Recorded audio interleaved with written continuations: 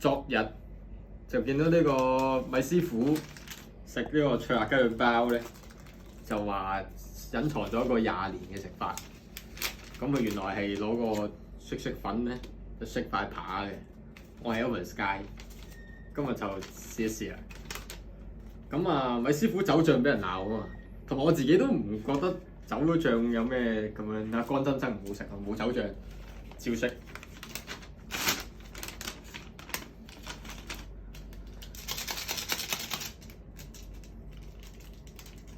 收藏咗20年嘅食法。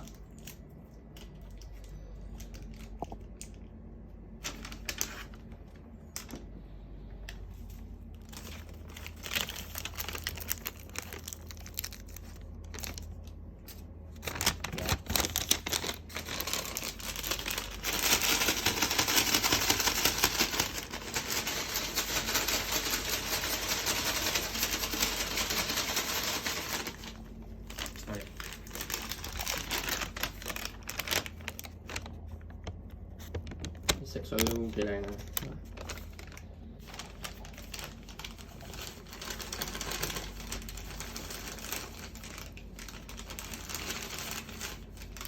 我哋重新組裝翻包，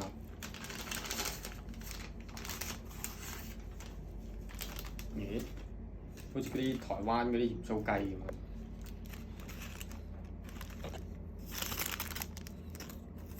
好。嚟啊！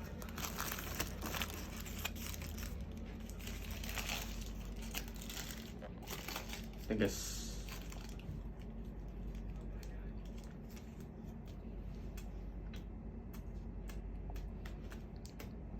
唔係好食到個味啊，個味俾個沙律醬冚咗。試下齋拍，咁就米師傅20年秘方。